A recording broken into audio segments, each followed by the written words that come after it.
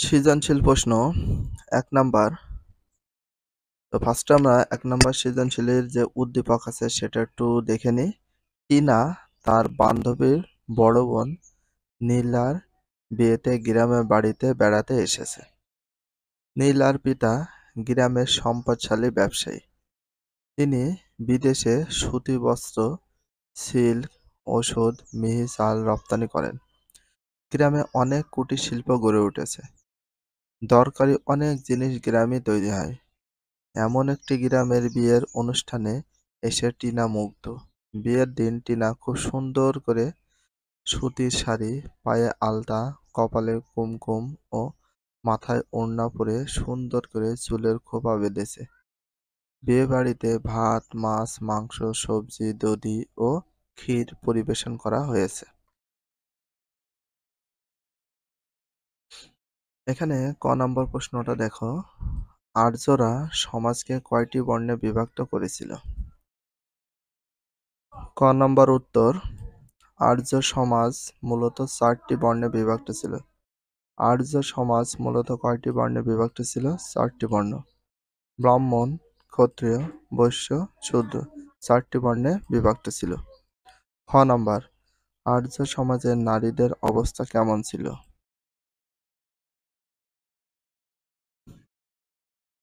খ নাম্বার উত্তর, আর্য সমাজে নারীদের অবস্থা ছিল মিশ্র। বৈদিক যুগে নারীরা কিছু ক্ষেত্রে স্বাধীনতা ও সম্মান পেলেও পরবর্তীকালে তাদের অবস্থার অবনতি ঘটে।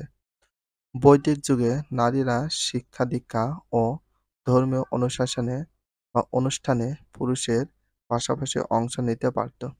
কিন্তু পরবর্তীকালে তাদের অবস্থা দুর্বল হতে থাকে এবং তাদের স্বাধীনতা সীমিত হয়ে যায়।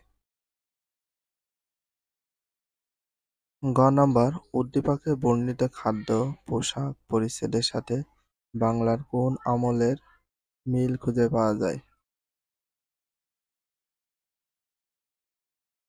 গ নাম্বার উত্তর, উদ্দীপকে বর্ণিত খাদ্য ও পোশাক পরিচ্ছদের সাথে বাংলার প্রাচীন আমলের মিল খুঁজে পাওয়া যায়। প্রাচীনকালেও বর্তমান সময়ের মতো বাঙালির প্রধান খাদ্য ছিল ভাত, মাছ, এটা মাছ হবে, মাংস, শাকসবজি, দুধ, ক্ষীর ইত্যাদি। খাওয়া দাওয়া শেষে মশলাযুক্ত পান খাওয়ার রীতি ছিল। চাউল হতে প্রস্তুত নানা প্রকার পিঠা তখন জনপ্রিয় মুখরোচক খাবার ছিল। তাছাড়া নানা জাতের মাছ পাওয়া যেত। পূর্ববঙ্গে ইলিশ ও শুঁটকি মাছ খুব প্রিয় খাবার ছিল। তরকারি মধ্যে বেগুন, লাউ, কুমড়া, ঝিঙ্গে, কাঁকরোল, কচু উৎপন্ন হতো। ফলের মধ্যে আম, কাঁঠাল, কলা, নারকেল, পেঁপে পাওয়া যেত। দরকারি বিভিন্ন জিনিস গ্রামে তৈরি হতো। আর পোশাক পরিচ্ছদের ক্ষেত্রে প্রাচীন যুগে রাজা মহারাজা ও ধনীদের বাদ দিলে তেমন বিশেষ আড়ম্বর ছিল না।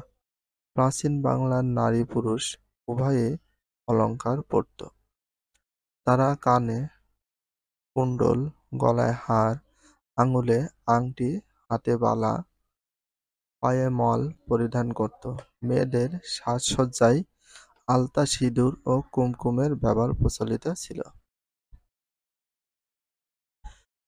ঘ নম্বর প্রশ্ন দেখি, নীলাদের গ্রামের আর্থিক কাঠামো তৎকালীন বাংলার প্রতিচ্ছবি। তুমি কি উক্তিটির সঙ্গে একমত যোগ দাও? উদ্দীপকে দেখা যায় টিনা নীলার বিয়ের গ্রামের বাড়ি বেড়াতে গিয়ে। প্রাচীন বাংলার খাবারের সাথে টিনার বিয়ের আয়োজনে খাদ্য তালিকায় মিল দেখতে পাই। সাজসজ্জার ক্ষেত্রেও প্রাচীন যুগের সাথে সাদৃশ্য খুঁজে পায় টিনা। তাই বলা যায় উদ্দীপকে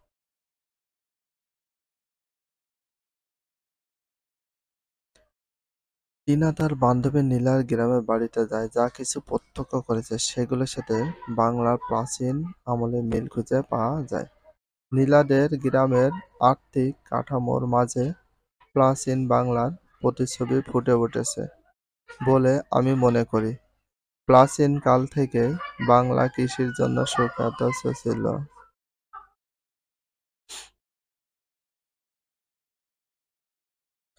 প্রাচীনকাল থেকে বাংলার কৃষির জন্য সুখ্যাতি ছিল।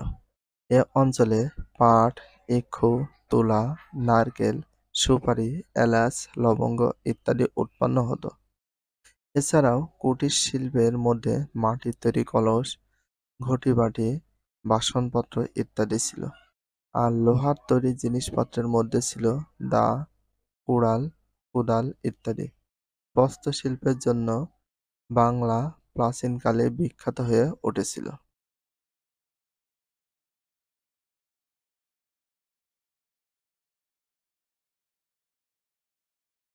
বিশ্বখ্যাত মসলিন কাপড় প্রাচীনকাল থেকেই বাংলায় তৈরি হতো।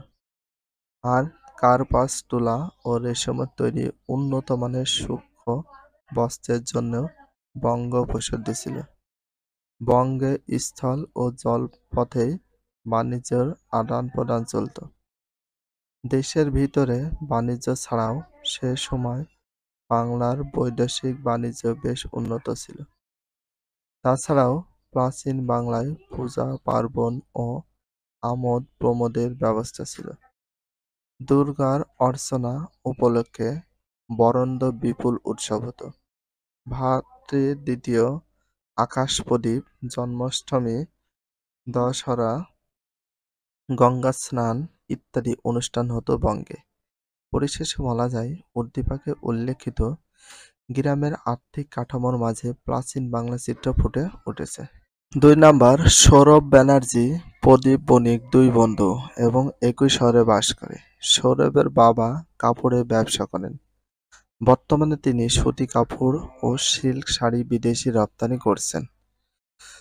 প্রদীপের বাবা চাল, চিনি, লবণ, মশলা ইত্যাদির ব্যবসা করেন। একদিন প্রদীপ সৌরভদের বাড়িতে যায় এবং তার বোনকে দেখে নিজের বড় ভাইয়ের সাথে বিয়ের প্রস্তাব দেয়।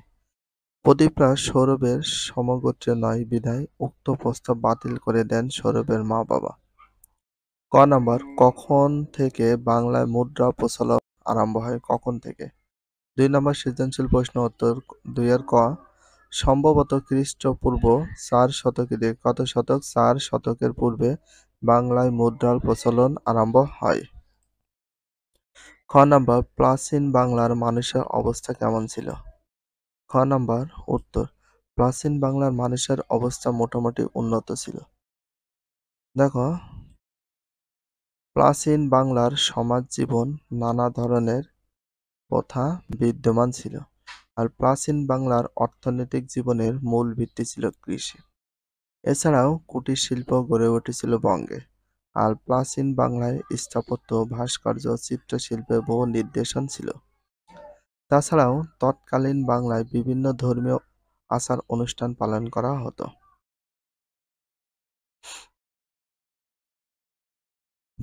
গ নাম্বার, সৌরভের বোনের বিয়ের ব্যাপারে তার মা-বাবার মনোভাবে তৎকালীন বাংলায় কোন দিকটি ফুটে উঠেছে ব্যাখ্যা করো।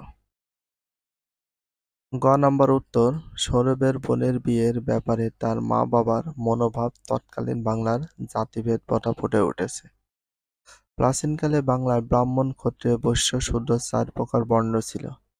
সমাজে তাদের প্রত্যেকের নির্দিষ্ট পেশা ছিল।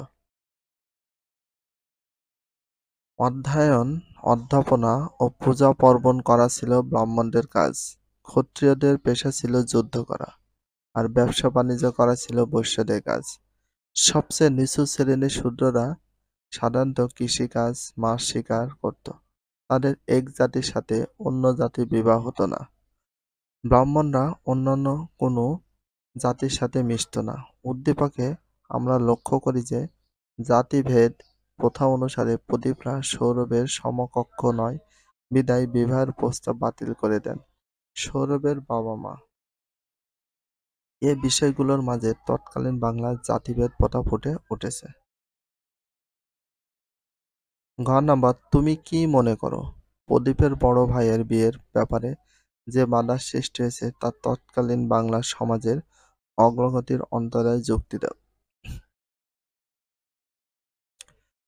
ঘ নাম্বার উত্তর, প্রদীপের বড় ভাইয়ের বিয়ের ব্যাপারে যে বাধার সৃষ্টি হয়েছে তা তৎকালীন বাংলা সমাজের অগ্রগতির অন্তরায় ছিল বলে আমি মনে করি। প্রাচীন বাংলার আর্য সমাজের জাতিভেদ প্রথা ছিল সে সমাজের জন্য একটি বড় অভিশাপ। এই বর্ণভেদ প্রথা সমাজের অগ্রগতিকে চরমভাবে ব্যাহত করেছিল। সমাজের নিচু বর্ণের মানুষের কোনো অধিকার ছিল না। তারা উঁচু বর্ণের লোকদের দ্বারা নির্যাতিত হতো। ফলে সমাজে ব্রাহ্মণদের অত্যাচারে শূদ্রদের জীবন অতিষ্ঠ হয়ে উঠেছিল। নির্যাতনের জাতকালে পিষ্ট হতে হতে নিচু বর্ণের মানুষের তাদের স্বকীয়তা হারিয়ে ফেলেছিল। তাছাড়া সমাজে ব্রাহ্মণরা নিজের কর্তৃত্ব ধরে রাখতে যে কোনো প্রহসনমূলক কর্মকাণ্ড সম্পাদনে দ্বিধাবোধ করত না। ফলে সমাজের নিচু বর্ণের লোকেরা নানা অত্যাচারে অতিষ্ঠ হতে হতে নিজেদের অধিকারকে বিসর্জন দিয়েছিল। ফলে সমাজে উঁচু শ্রেণীর মানুষের অর্থনৈতিক সমৃদ্ধি থাকলেও নিচু শ্রেণী ভোগ করত অনাহারের ক্লিষ্টতা।